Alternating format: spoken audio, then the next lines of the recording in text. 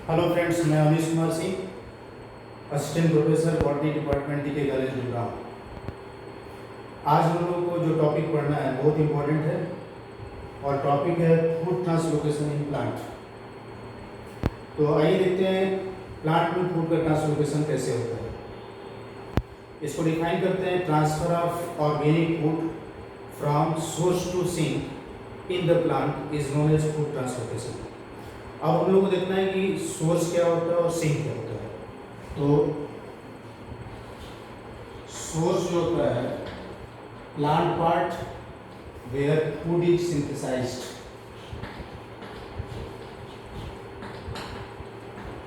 Plant का वो भाग जहाँ फूड बनता है, निर्माण होता है उसको कहते हैं सोर्स। और इसमें एग्जांपल है generally green leaves. Green leaves होती हैं वो सोर्स का काम करती हैं क्योंकि फोटोसिंथेसिस से उनमें फूड का फॉर्मेशन होता है। और सिंक क्या होता है? सिंक उस पार्ट को कहते हैं plant part where food is stored और यूटिलाइज्ड। पौधे का वो भाग जहाँ पे फूड को स्टोर किया जाता है, संचित किया जाता है या उसका यूज किया जाता है, उसको कहते हैं सिंक। और सिंक का एग्जांपल है जनरली जैसे रूट, स्टेम और फ्रूट। ये प्लांट के पार्ट है जहाँ पे फूड जो होता है वो स्टोर होता है और यूटिलाइज होता है। तो इस तरीके से हमने सोर्स का एग्जांपल देखा और सिंक का एग्जांपल देखा। Source is also known as exporter. ये एक्सपोर्ट करने का काम करता है इसलिए इसको एक्सपोर्टर कहते हैं। और सिंक जो होता है, sink is also known as importer. यानी सोर्स को एक्सपोर्टर कहते हैं, एक्सपोर्ट करने वाला, और सिंक को इंपोर्ट करने वाला यानी इंपोर्टर कहते हैं। बच्चों, एक चीज बहुत इंपॉर्टेंट है कि प्लांट में वाटर और मिनरल का जो ट्रांसपोर्ट होता है, ट्रांसलोकेशन होता है, वो यूनिडायरेक्शनल होता है। यूनिडायरेक्शनल मीन्स फ्रॉम सॉइल और from root to the top of leaf. लेकिन जब फूड ट्रांसलोकेशन की बात करते हैं तो फूड ट्रांसलोकेशन जो होता है वो बाई डायरेक्शनल होता है, या आप ये कह सकते हैं कि it depends upon the requirement of plant part. यानी प्लांट के जिस पार्ट में फूड की रिक्वायरमेंट होती है वहाँ फूड का ट्रांसपोर्ट होता है, यानी सोर्स टू सिंक का ट्रांसपोर्ट होता है। इसलिए जब भी आपसे पूछे कि फूड का ट्रांसलोकेशन कैसा होगा तो ये बाई डायरेक्शनल होगा या depends according to the requirement in plant part. और एक चीज और इम्पोर्टेंट है, अक्सर पूछा जाता है कि फूड का ट्रांसलोकेशन प्लांट में किस फॉर्म में होता है। तो food is mainly translocated in the form of sucrose. इसको सुक्रोज के फॉर्म में ट्रांसपोर्ट किया जाता है। क्यों किया जाता है? Because sucrose is inert sugar. ये इनर्ट शुगर होता है या ये नॉन रिड्यूसिंग होता है। तो सुक्रोज कैसा होता है? ये इनर्ट शुगर है या नॉन रिड्यूसिंग है, इसलिए ट्रांसलोकेशन के समय इसमें कोई चेंज नहीं होता है। अगर इसके अलावा अगर कोई भी दूसरा शुगर लेंगे हम, जैसे ग्लूकोज, फ्रक्टोज, तो वो रिड्यूसिंग होते हैं और ट्रांसपोर्ट के दौरान वो किसी दूसरे फॉर्म में कन्वर्ट हो जाएंगे। इसलिए फूड का जो ऑर्गेनिक फूड का ट्रांसलोकेशन होता है वो मेनली किस फॉर्म में होता है? सुक्रोज के फॉर्म में होता है।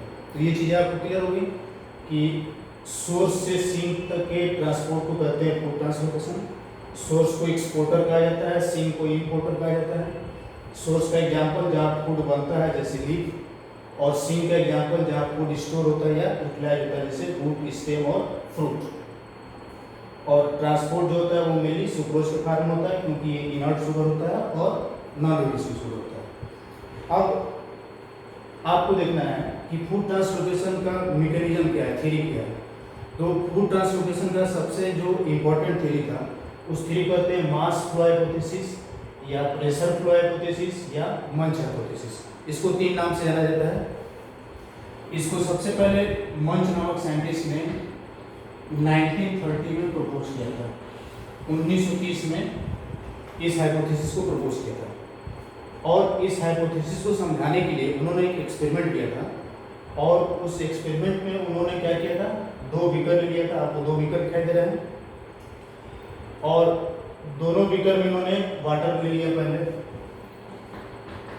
इसमें वाटर ले लिया और दोनों बीकर में उन्होंने 2 ऑस्मोमीटर डाल दिया। इनको हम ए और बी ऑस्मोमीटर कहते हैं।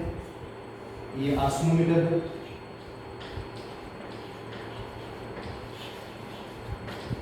ऑस्मोमीटर ऐसे ऑपरेटर्स होते हैं जिनसे हो करके ऑस्मोसिस होता है।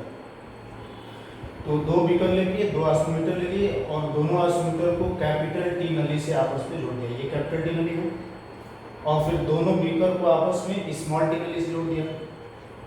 और यहाँ पे देखिए एक प्रेशर गाज मशीन लगा हुआ है जो ये बताएगा कि कोई लिक्विड इसमें फ्लो करता है तो किस प्रेशर से फ्लो करता है। ये ऑपरेटर्स हो गया। अब देखिए इसमें जो ऑस्मोमीटर बी है इसमें हम शुगर का कंसंट्रेटेड सॉल्यूशन रखते हैं। शुगर, तो शुगर का कंसंट्रेटेड सॉल्यूशन करेंगे तो यहाँ पर कंसंट्रेशन होगा वो बी वाले ऑस्मोमीटर का इंक्रीज करेगा, जिससे अगल बगल से वाटर जो होगा इंडोऑस्मोसिस पर अंदर जाएगा और शुगर का सॉल्यूशन डिजॉल्व होकर ऊपर चढ़ना शुरू करेगा। ये ऊपर इसलिए चढ़ता है क्योंकि यहाँ पे प्रेशर रहता है। इस प्रेशर को टर्गर प्रेशर कहते हैं और ये ऊपर चलते चलते ऐसे ऑस्मोमीटर को चलाता है, ऑस्मोमीटर ए में चलाता है और यहाँ आने के बाद इसमें से हम सॉल्यूशन से शुगर को सिर्फ बाहर निकालेंगे। आप यहाँ शुगर को बाहर निकाल लीजिए तो यहाँ से वाटर बचा, फिर और वाटर फिर से बीकर में चला जाएगा और फिर यहाँ से मूव करके ऐसे चला जाएगा फिर वापस, यानी ये साइकिल चलता रहेगा। इस पूरे ऑपरेटर्स को मंच ने प्लांट से कंपेरिजन किया। उन्होंने कहा कि जो बी है वो प्लांट का लीफ है जिसको आप सोर्स करते हैं और ए जो है वो प्लांट का रूट है जिसको सिंक कहा जाता है। जब लीफ में फोटोसिंथेसिस होता है तो उसमें शुगर बनता है, लीफ का कंसंट्रेशन बढ़ता है तो अगल बगल के जाइलम से जो वाटर होता है वो शुगर से जाके मिलता है, जिससे यहाँ वाटर पोटेंशियल जो होता है वो इंक्रीज करता है और टर्गर प्रेशर भी बढ़ता है। इस इंक्रीज टर्गर प्रेशर की वजह से शुगर का सॉल्यूशन जो होता है वो फ्लोएम से फ्लो करता है from high turgor pressure to low turgor pressure. इस तरीके से शुगर का सॉल्यूशन जो होता है हाई टर्गर प्रेशर से लो टर्गर प्रेशर होते हुए ये रूट के पास चलाता है, सिंक में चलाता है, जहाँ पे शुगर को स्टोर कर लिया जाता है या टेकअप कर लिया जाता है और वाटर जो होता है फिर से अपने जाइलम में चला जाता है और जाइलम से होकर के फिर ये सर्कुलेट होता है। इस तरीके से ये साइकिल चलता रहता है। इस तरीके से मंच ने इस पूरे ऑपरेटर्स को प्लांट से कंपेयर करके और अपने मंच हाइपोथेसिस को क्लियर किया था। आपको एक बात ध्यान रखना होगा कि जिस जगह पे फूड बनता है और फ्लोएम में ट्रांसपोर्ट होने लगता है उस जगह में करते हैं उसको कहते हैं लोडिंग, यानी शुगर का लोडिंग, यानी फ्लोएम का लोडिंग कहा जाता है। और जब सिंक में शुगर को बाहर निकाला जाता है उस जगह को कहते हैं फ्लोएम अनलोडिंग। ठीक, यानी ट्रांसपोर्ट के समय फ्लोएम की लोडिंग की जाती है और लास्ट में सिंक के पास अनलोडिंग की जाती है। लोडिंग और अनलोडिंग दोनों एक्टिव प्रोसेस होता है, यानी एनर्जी खर्च होता है और दोनों कैरियर मॉलिक्यूल की सहायता से होता है।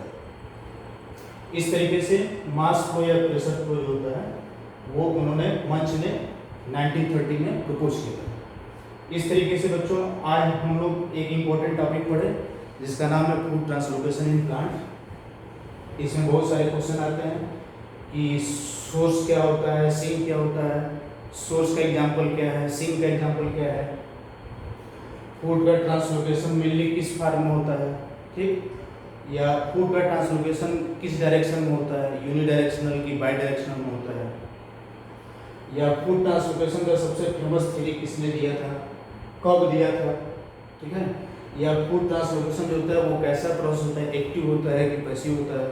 तो ये सारा जो कॉन्सेप्ट है आपको ये वीडियो देखने के बाद क्लियर होगा।